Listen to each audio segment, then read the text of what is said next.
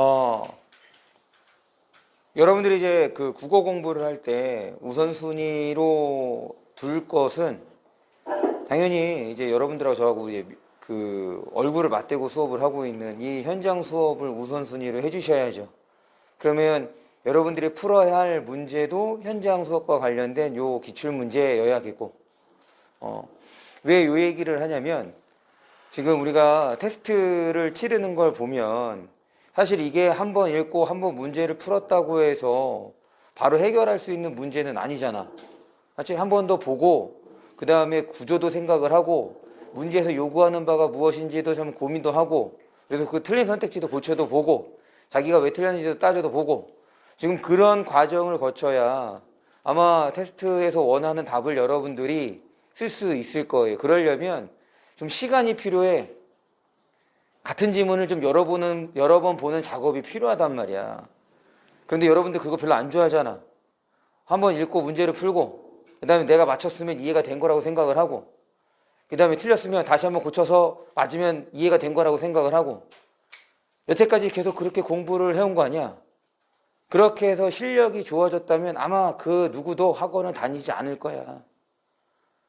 간단해. 그렇게 해서 실력이 결코 잘 늘지 않습니다.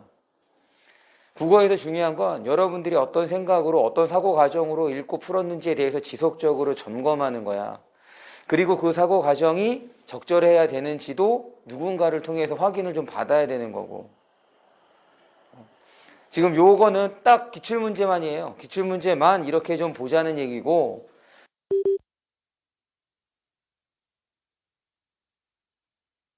맞잖아. 오늘 22학년도 6평 설명했으니까 남은 게 22학년도 9평.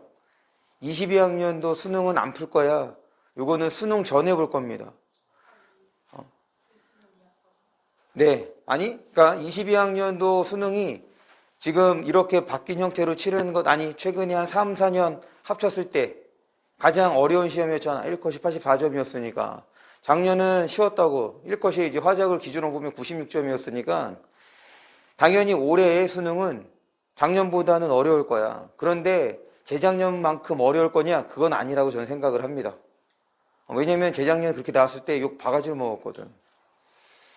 그러니까 요 둘 사이에 어느 정도 적당한 선이라는 얘기인 거지. 그래서 22학년도 수능은 올해 수능을 보기 전에 볼 거야. 그 다음에 23학년도 6평 그리고 23학년 이렇게 두 개 남았네. 지금 23학년도 9평 그 다음에 수능은 안 볼, 그 수능 전에 본다고 했고 그 다음에 작년 6평 작년 6평까지 작년 9평은 당연히 올해 9평 보기 전에 봐야죠.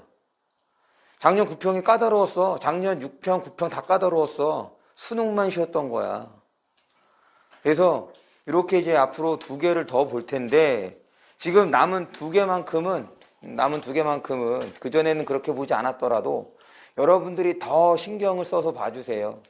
지금 19학년도 수능하고 지금까지의 수능을 좀 견주어 보면 19학년 때부터 변화가 있었단 말이야. 지문이 일단 친절하지 않았지. 충분히 그 전에 다 설명해줬던 내용들을 지문 안에서 설명해주지 않아. 그리고 최근의 문제들을 보면 본문에서 직접적으로 사용하지 않는 표현들을 통해서 추론의 선택지를 만든단 말이지. 그런 방식에 여러분들이 익숙해져야 돼.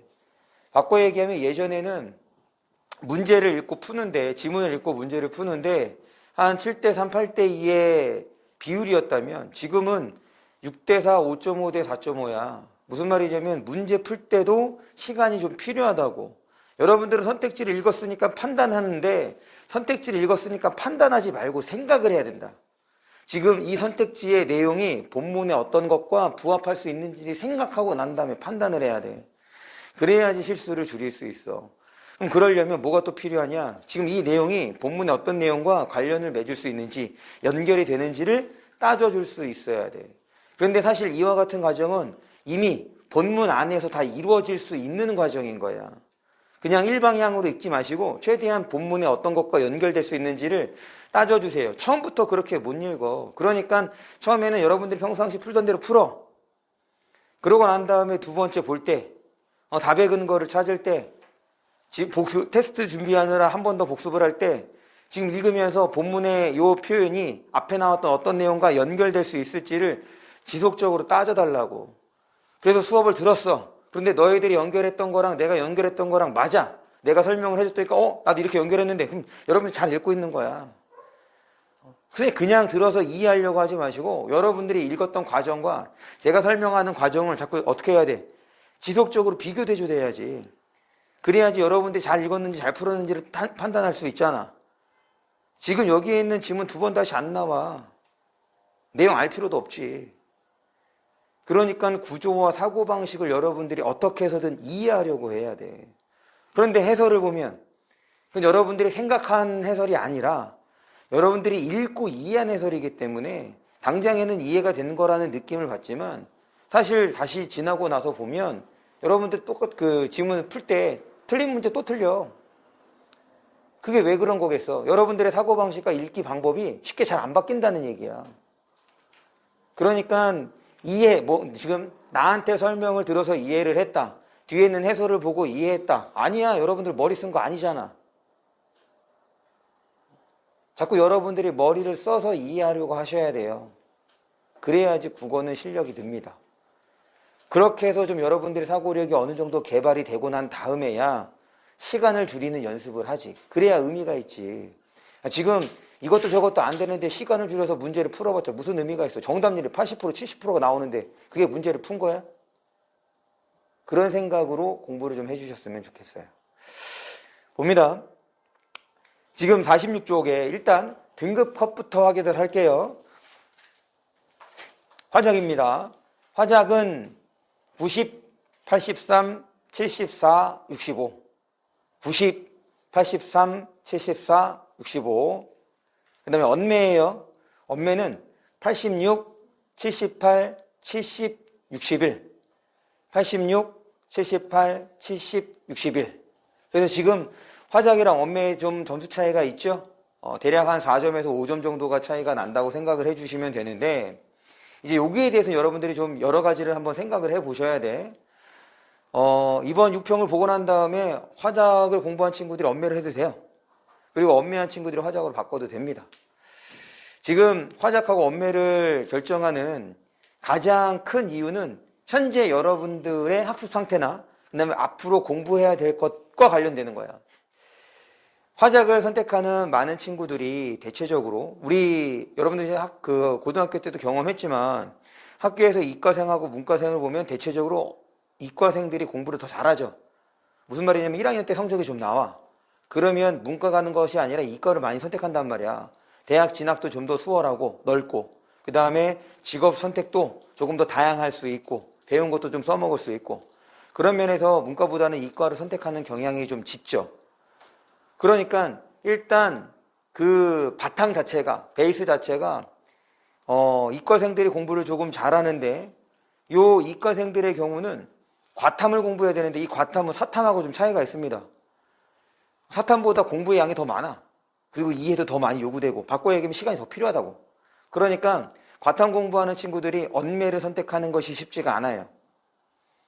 반대로 산탐을 공부하는 친구들은 6월부터 아니면 여름방학 때부터 해도 늦지 않아.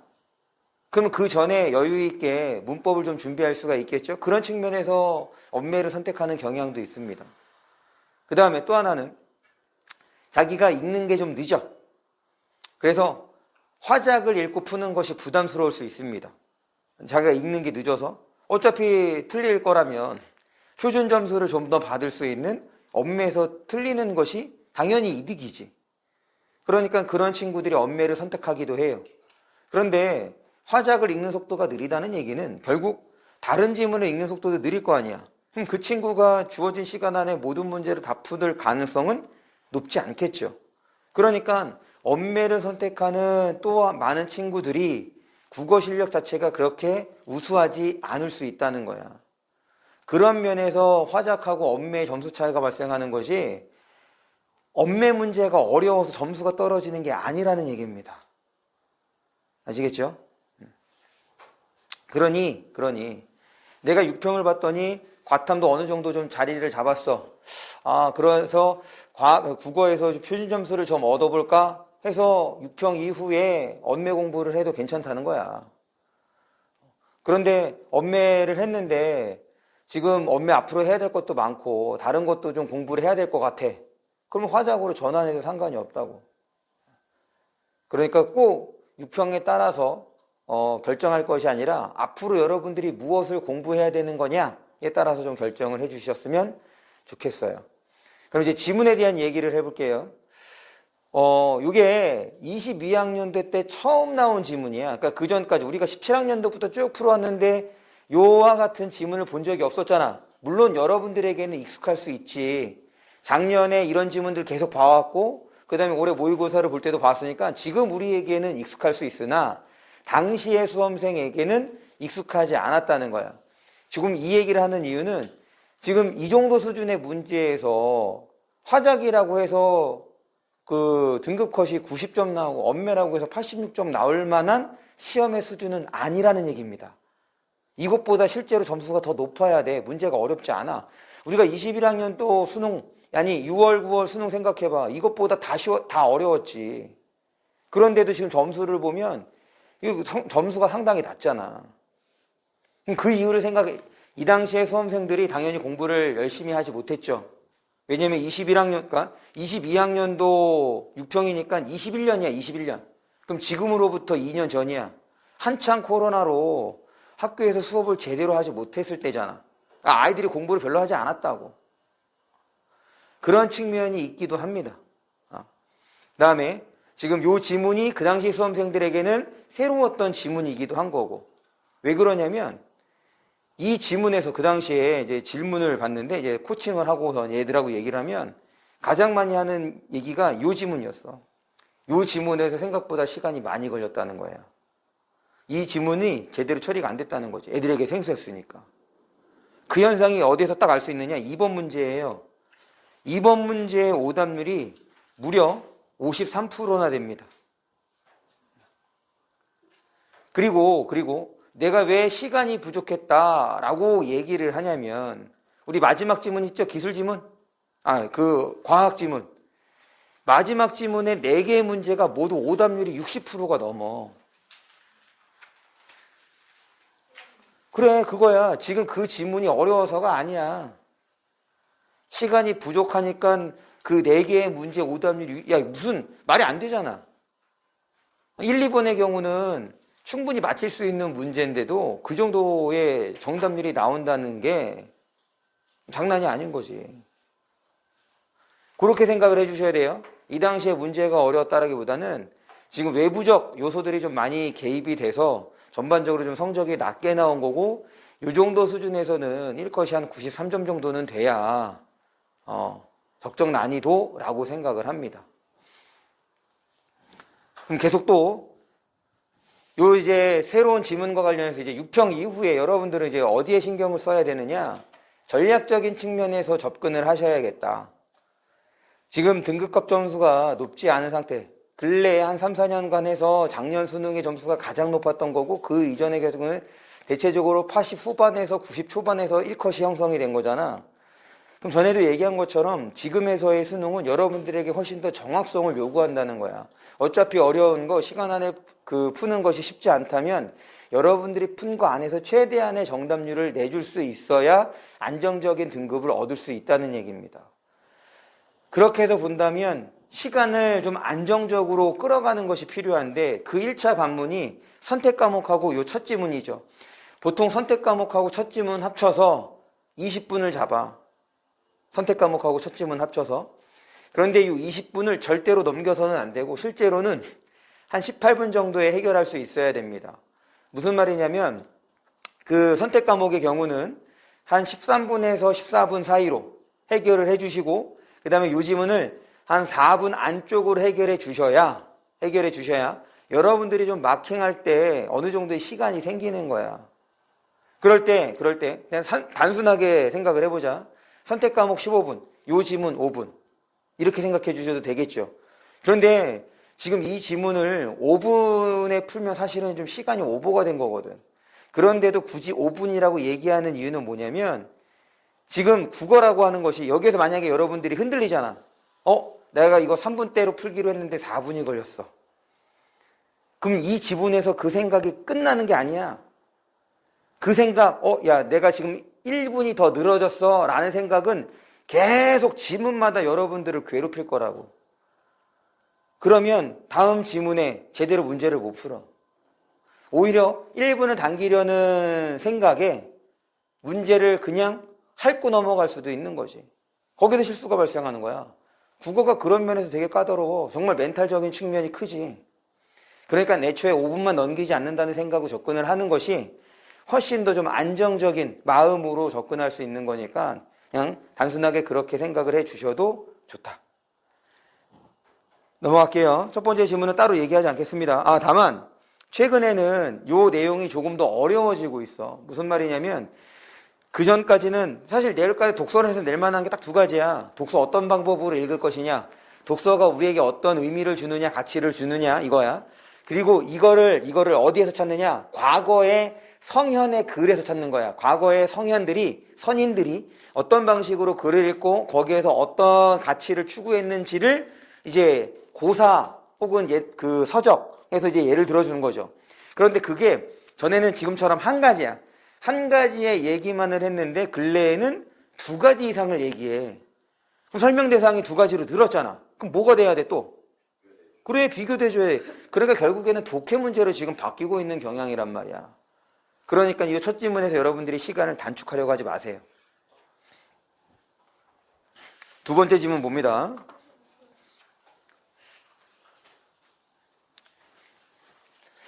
가나지문. 요 가나지문은 이것도 여러분들이 그 전략을 수립할 때 반드시 생각해 줘야 되는 건데, 요 가나지문 일단 지문의 길이는 길죠.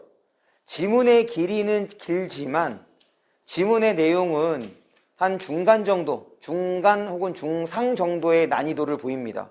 지문이 길기 때문에 어렵게 지문을 구성하지 않아. 그 점은 분명해요. 왜 이 얘기를 하냐면 요 첫 지문을 첫 번째, 그러니까 지금 두 번째 지문이지, 가나지문. 첫 번째 지문을 풀고 난 다음에 요 지문을 푸는 것도 저는 괜찮은 선택이라고 보고, 두 번째로는 요 지문을 이제 마지막에 푸는 것도 괜찮은 선택이라고 봅니다. 왜냐면 얘가 지금 가나로 되어 있잖아. 우리가 문학 풀 때도 어때? 가나로 되면 가 읽고 가에 해당하는 선택지 처리하거나 가에 해당하는 문제를 먼저 풀죠. 그럼 얘도 똑같은 방식이야. 가 읽고 가에 해당하는 거 먼저 처리한다고. 그런데 지금 가나 지문에서 가 읽고 가에 해당하는 거 처리할 때 보통 걸리는 시간이 6분 정도밖에 안 걸려. 그런데 보통 우리가 마지막 지문 남으면 어느 정도 시간이 남느냐? 대략 한 10분가량 정도가 남습니다. 그런데 만약에 그 남은 지문이 과학이나 과학기술이나 법경제라면 10분 만에 온전히 소화하기가 쉽지 않죠. 그러니까 대충 보게 된단 말이야. 그런데 이 지문을 마지막에 배치를 했을 때 10분이 남았어. 그러면 가에 해당하는 거를 읽고 풀 때 6분 정도면 충분하니까 쫓기듯이 문제를 풀지 않아도 되겠죠. 더군다나 운이 좋으면 6개의 문제 중에서 4문제까지로 처리가 가능할 수 있어. 그런 면에서 이 가나 지문을 독서 마지막 지문으로 봐도 상관이 없습니다. 그건 이제 여러분들의 상황에 따라서 해주면 되는 거야. 달리 얘기하면 절대로 여러분들이 순서대로 풀려는 생각만큼은 좀 버려달라는 얘기입니다. 여러분들 상황에 맞춰서 다양하게 순서를 좀 바꿔가면서 좀 풀어줬으면 좋겠어. 그럼 지문에 대한 얘기를 해볼게요. 일단 지금 얘를 이제 주제 통합적 읽기라고 얘기를 했으니까 사실 이것과 관련되는 문제가 조금 까다로울 수 있거든. 예를 들면 1번이야. 1번 문제를 봐. 1번하고 그 다음에 어떤 문제냐면 5번 문제입니다. 1번하고 5번 문제가 요 두 지문을 종합하는 느낌이지. 요 두 지문에 대해서 비교 대조하는 문제가 바로 1번하고 5번이 되는데, 이게 6평이다 보니까 문제의 수준이 높지가 않아요. 무슨 말이냐면 1번의 경우는 공교롭게 가 읽고 문제의 답이 딱 나와야 돼. 지금 1번 문제에서 가를 읽고 답이 안 나왔다? 그럼 여러분들은 지금 지문의 흐름을 전혀 파악하지 못했다야. 또한 5번 문제를 봐봐. 그리고 5번 문제에서는 문제에다가 좀 밑줄을 치자. 어디다가 밑줄을 치냐면 첫 번째 줄. 문제 첫 번째 줄에다가 밑줄을 쳐주세요. 보기는 윗글의 주제와 관련한 동서양 학자들의 견해래. 그러면 여러분들 보기 볼 때 어떤 생각으로 보기를 봐야 돼? 보기는 어떻게 판단해야 될까? 지금 문제에서 거기에 나오는 내용이 본문에서 설명한 학자들의 견해라고 얘기를 했다면 결국 가는 누구 중에 하나, 나도 누구 중에 하나 이렇게 생각으로 연결될 수 있어야 될 거 아니에요. 맞아? 지금 여러분들이 이 문제를 적절하게 풀었다면 먼저 보기에서 가는 누구 거랑 유사하네, 나는 누구 거랑 유사하네 이게 됐어야 되는 거라고. 문제를 푸는 것이 아니라 이것부터 처리가 돼야지.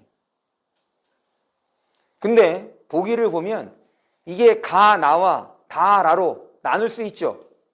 가나는 딱 어디에 해당하는 내용들이야? 그래, 얘는 가나는 가글과 관련되는 거야. 그 다음에 다, 라는 나글과 관련되는 거죠. 야, 이게 지금 두 내용이 섞인 거냐? 전혀 안 섞였지. 문제만 하나로 합쳐서 냈지 가 따로 나 따로란 말이야. 선택지도 마찬가지죠. 지문은 주제통합적 읽기로 구현된 지문인데 문제 자체가 종합하는 걸 요구하지 않아. 어려운 게 아닌 거라고.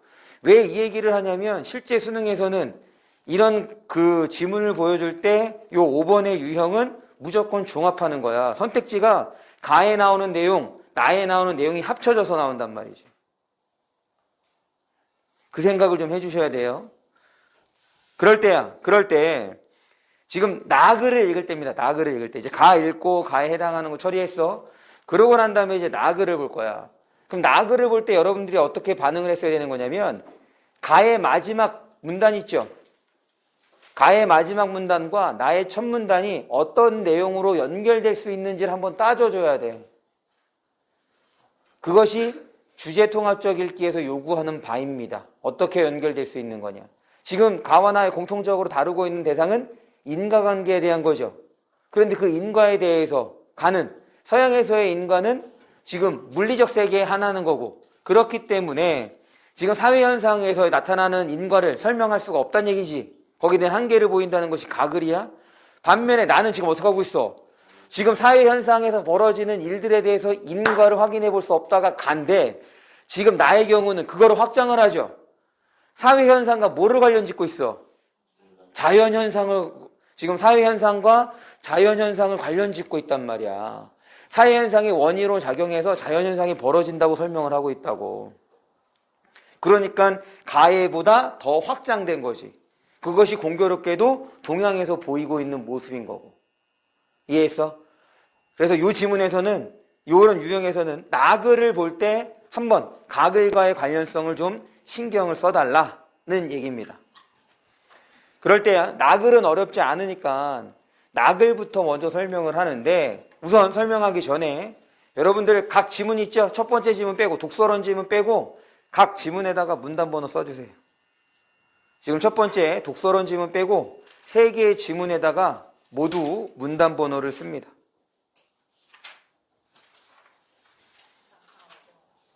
응? 나는 어려운 게 아니에요.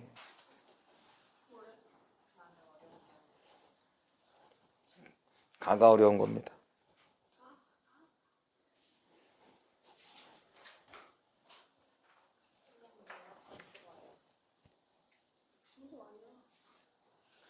문 열어. 다 쓰셨어요? 봅니다. 일단 나부터야. 나부터 보면 나의 1문단에서 여러분들이 반응해야 되는 요소 두 번째 줄 제1원에다 네모쳐 주시고 그 다음에 그 옆에 한대 동그라미 동중서 동그라미 그럴 때야 거기 대자 있죠? 한자 대자에다가 밑줄을 좀 쳐주세요. 지금 이렇게 쓰는 대자는 시대, 연대, 세대 할 때 쓰는 대자인 거지.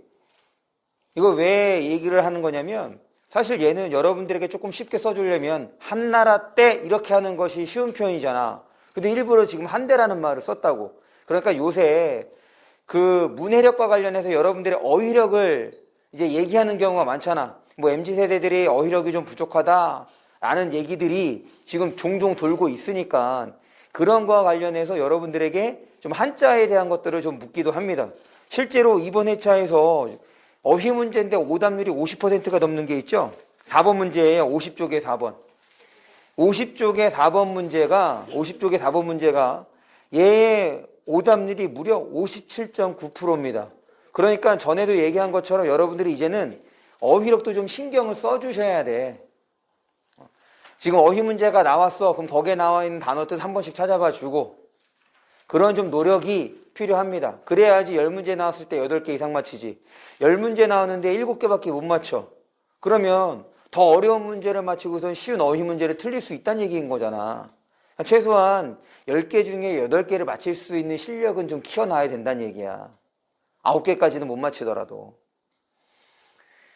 그래서 거기에 있는 대, 이게 한나라 때가 됐으니까 지금 산문단에서 또 어떤 표현에서 여러분들이 반응해야 되는 거야? 산문단에서. 산문단에서 그렇지 송대가 되는 거죠. 그러니까 이거는 간단한 거야. 제1호론과 관련해서 한대의 동중서가 갖고 있는 생각과 한대의 주의가 갖고 있는 생각이 뭐가 되는 거야? 공통점과 차이점 끝이야. 그러니까 어려운 지문이 아닌 거라고. 그러면 지금 여기에 나와 있는 것이 조금 잘 정리가 안 됐다. 그럼 여러분들이 각 문단을 어떻게 정리했는지에 대해서 좀 돌아보셔야죠. 그럴 때야 지금 이 지문에서 어려운 건 가에서 2문단과 3문단이 어려운 거야. 그리고 가에서 2문단과 3문단에서 여러분들에게 요구가 되는 건 문해력과 독해력을 요구하는 거고 그리고 그것이 문제로 구현된 게 3번 문제죠.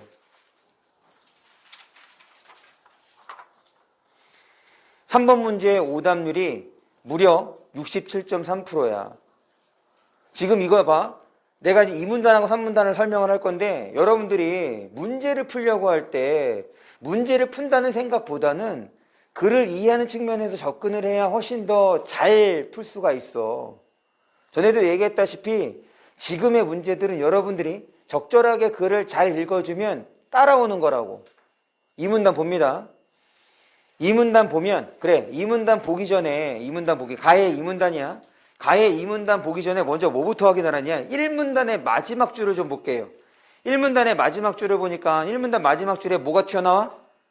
세번의 과정이론이 튀어나오지. 그럼 이제 2문단에서 뭐 설명해야 돼? 과정이론을 설명해야 돼. 그런데 2문단 시작이 뭐야? 과정이론으로 시작하지가 않지. 일반적 서술로 시작하지 않잖아. 어려운 말로 시작하지 않잖아. 뭐가 튀어나왔어? 야구공이 튀어나왔어. 그러니까 지금 2문단에서 뭐부터 제시가 되고 있는 거냐면 구체적인 사례부터 예시부터 제시가 되고 있는 거지. 그러면 지금 2문단에서 과정이론을 설명해 줬잖아. 과정에 대한 설명을 했죠. 그러면 2문단에서 설명된 개가 2문단에 설명된 개가 2문단 앞에 제시된 그 야구공과 관련된 상황을 설명해 줄 수 있어야지. 그럼 봐봐. 거기가 설명해 줄 수 있어 없어? 생각해봐. 따져봐. 2문단에 나오는 내용이 2문단 앞에 있는 그 야구공과 관련된 상황을 설명해 줄 수 있는지 없는지를 따져보라고.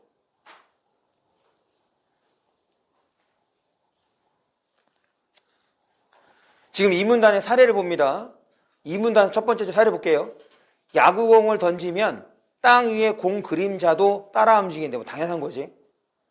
공이 움직여서 그림자가 움직인 것이지 그림자 자체가 움직여서 그림자의 위치가 변한 것은 당연히 아니죠. 즉 야구공의 이동이 그림자의 이동의 원인이라는 얘기잖아. 맞아? 그럴 때야 세 번째 줄 과정이론은 이 차이를 다음과 같이 설명한데 그럼 차이에 대해서 설명을 하려면 지금 두 가지 요소가 나와야 되는 거잖아. 거기서 문제 삼고 있는 게 뭐야? 야구공의 이동이 그림자의 이동이다. 그림자의 이동이 야구공의 이동이다. 지금 이 두 가지잖아. 그럼 뭐에 대한 언급이 나와야 돼? 야구공에 대한 언급과 그림자에 대한 언급이 나와야죠. 맞아? 그러면 이 문단을 봐봐. 그림자에 대한 언급이 나와 안 나와? 이 문단에 그림자에 대한 언급이 나와? 이 문단에 그림자에 대한 언급이 안 나와. 야구공에 대한 얘기만 나온단 말이야. 그러니까 이 문단에서 지금 이 문단 앞에 있는 사례가 설명이 돼? 안 돼? 안 돼. 그럼 그 설명이 어디를 통해서야? 3문단을 통해서까지 설명이 돼야 된단 말이야. 그리고 그 연장에 있는 것이 3번 문제라고. 봐봐. 지금 이제 사례 다음이야. 이문단에서 사례 다음을 볼 때야. 그럼 거기에서 이제 네모칠 대상들을 확인합니다. 네모칠 대상들. 지금 네모칠 대상들을 확인하면 이문단에서 네 번째 줄 과정 나오죠. 과정에다 네모쳐 주시고. 그러고 난 다음이야. 이문단 밑에서 세 번째 줄에 표지 나오지. 표지에다가 네모쳐야지. 이거 개념 나왔으니까 확인해야지. 그리고 마지막에 인과적 과정이다. 거기다가 네모쳐주면 되겠네. 됐어? 지금 요 야구공과 그림자의 관계를 설명하기 위해서 개념 3개를 설명을 해줬어. 됐죠? 그런데 지금 그 설명할 때 그림자에 대한 언급은 없었어. 야구공에 대한 언급만 있었지. 이제 3문단 들어갑니다. 3문단 가령에다가 세모 쳐주시고. 또 뭐가 나왔어? 예시가 나왔죠? 그러니까 2문단에서 설명한 과정, 표지, 인과적 과정으로 요 3문단의 사례가 또한 설명이 돼야지. 그러려면 어떻게 돼야 돼? 3문단을 볼 때 2문단에 지금 방금 언급했던 요 대상들과 짝을 지어가면서 읽어줘야죠. 봅니다. 가령 바나나가 A 지점에서 B 지점까지 이동하는 과정을 과정 1이라고 하지. 그래, 뭐 어려운 거 아니네. 그 다음에 A와 B의 중간 지점에서 바나나를 한 입 베어내는 과정 2가 과정 1과 교차했대요. 그래, 알았어. 이 교차로 표지가 과정 1에 도입되었고 이 표지는 B까지 전달될 수 있대. 즉, 직에다가 세모. 바나나는 베어낸 만큼 없어진 채로 줄곧 B까지 이동할 수 있다. 아, 그렇지. 그런데 지금 그 문장을 보기 전에 여러분들이 어디서 한번 반응을 했어야 되는 거냐면 지금 즉 바로 윗줄이야. 즉 바로 윗줄에 표지라는 말이 나오죠. 지금 이 문단에서 설명한 개념이 나왔지. 그러니까 개처리가 돼야지. 지금 이 문단에 보니까 표지 뭐라고 설명해놨냐면 변화된 물리적 속성이래. 맞아? 그럼 지금 여기다가 적용해야 되는 거야. 그럼 여기에서 다시 3문단 세 번째 줄 봅니다. 3문단 세 번째 줄. 이 교차로 표지가. 그럼 이때 말하는 표지가 바로 뭐여야 되는 거야? 지금 이 상황에 맞는 표지가 바로 뭐여야 돼? 그렇지. 바나나가 베어진 상태, 바나나를 베어낸 상태가 지금 이 상황에서의 표지가 되는 거죠. 그걸 처리를 해줘야지. 지금 사례가 나왔으니까 사례에다가 적용해야 될 거 아니야. 맞아? 그 다음이야. 그러고 난 다음이야. 즉, 봐봐. 바나나는 베어낸 만큼 없어진 채로. 베어낸 만큼 없어진 채가 바로 뭐에 해당하는 거였어? 그렇지. 줄곧 B까지 이동할 수 있다. 따라서에다가 세모 쳐주시고 과정 1은 인과적 과정이래요. 됐어? 그래. 그래서 과정 1이 인과적 과정을 설명을 했네. 한편에다가 세모 쳐주세요. 지금 한 편 나왔으니까 뭐가 나온 거야? 전환이 된 거지. 지금 바나나 얘기했어. 그럼 이제 어떤 얘기가 나올지 한번 보자. 거기다 물결 표시합니다. 바나나의 그림자가 스크린에 생긴다고 하자. 여러분 어디에서 반응해야 돼? 그렇지. 그림자에서 반응해야 돼. 왜?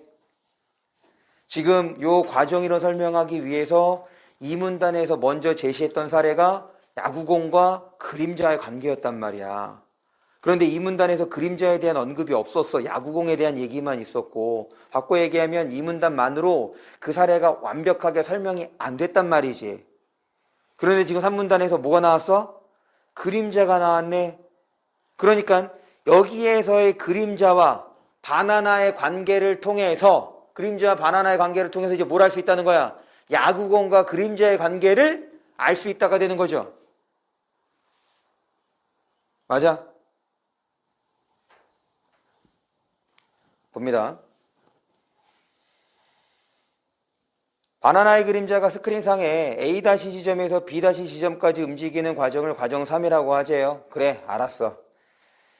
그런데 지금 앞에서 설명했던 거 봐봐. 앞에서는 과정 1, 과정 2 얘기하고 과정 1하고 과정 2를 교차시켜서 표지와 인과적 과정에 대한 얘기를 했죠. 그런데 지금 과정 3이라고 얘기를 했어. 그런데 과정 3에 다시 뭐가 튀어나오고 있냐?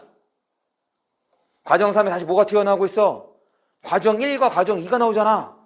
봐봐. 과정 3이라고 하자. 그러고 난 다음이야. 과정 4를 언급하는 것이 아니라 과정 1, 2를 얘기한다고.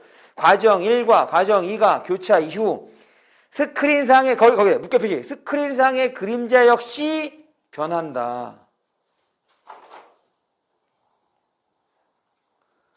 그러니까 바나나와 그림자의 관계 또한 뭐가 된다는 거야? 인과적 관계가 된다는 얘기인 거지. 지금 그 변화된 물리적 뭐라고요? 표시가? 변화된 물리적 속성이 그림자에도 어떻게 된 거야? 반영되고 있는 거잖아. 나타나고 있는 거잖아. 그러니까 바나나와 그림자가 어떤 관계라는 거야? 인과관계라는 얘기인 거지. 맞아? 근데 여기서 그 얘기를 직접적으로 얘기를 해줘, 안 해줘? 안 해주잖아. 근데 지금 이 과정은 앞에서 과정 1하고 과정 2의 관계를 통해서 따져갔던 과정하고 똑같죠, 지금. 재밌는 건 그 다음이야. 그림자 역시 변한다. 아, 그래서 지금 바나나와 그림자의 관계가 인과적 관계로 볼 수 있다가 됐단 말이야. 그런데 그 다음 봐봐. 그런데다가 세모 쳐주세요. 또 뭐가 됐어? 전환이 됐어. 그러니까 지금 앞에서의 상황하고는 다른 게 되는 거지. 그러면서 거기에 뭐가 등장하느냐? 스크린 표면의 한 지점에 울퉁불퉁 스티로폼이 부착되는 과정 4가 거기다 물결표시 과정 4가 과정 3과 교차했대. 지금 이 설명은 3문단에서 어떤 설명하고 유사한 방식으로 제시가 되고 있어? 과정 1과 과정 2의 설명하고 비슷한 방식인 거지. 지금 과정 1과 과정 2를 통해서 결국 과정 1이 뭐라는 거였냐? 인과적 과정이라는 설명이 됐던 거죠. 그러면 이 과정 3하고 과정 4의 관계를 통해서도 뭐가 돼야 돼? 인과적 과정이 되면 지금 비슷한 상황으로 볼 수 있는 거고, 그렇지 않으면 다른 상황이 되는 거고, 설명 대상이 똑같은 방식으로 등장했으니 자꾸 뭐 생각하는 거야? 공통점과 차이점.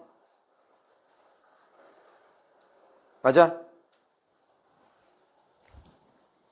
봐봐. 과정 4가 과정 3과 교차했다고 하자. 그 다음이야. 그림자가 그 지점과 겹치면서, 야, 거기다 물결 표시. 일그러짐이라는 표지가 지금 앞에서는 이렇게 설명해줬어? 앞에서 이렇게 설명해줬어? 안 해줬잖아. 표지가 뭐다라고 설명 안 해줬어. 앞에서 지금 과정 1하고 과정 2에서 표지가 뭐였어? 그렇지. 베어먹은 상태가 표지였잖아. 그런데 지금 표지가 베어먹은 상태다라고 말해줬어? 안 해줬어? 안 해줬다고. 지금 두 개를 놓고 견주고 있으니까 지금 표현을 달리하지만 내용은 같이 가고 있는 거잖아. 자꾸 연결하면서 여러분들이 봐야 돼.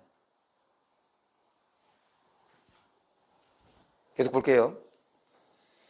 일그러짐이라는 표시가 과정 3에 도입되지만 그 지점을 지나가면 그림자는 다시 원래대로 돌아오고, 그러니까 지금 이 표시가 지속적으로 나타난다는 거야? 나타나지 않는다는 거야? 나타나지 않는 거지. 그러면 지금 앞에서 설명했던 방식에 따르면 그러면 과정 3은 따라서 뭐라고 설명해야 돼? 그렇지. 지금 앞에서 설명했던 과정은 그 전개 방식하고 똑같이 간다면 따라서 과정 3은 전개 방식, 인과적 과정이 아니다 라고 설명을 해야 되는데 그런 설명이 있냐 없냐? 없지. 3번 문제 봐.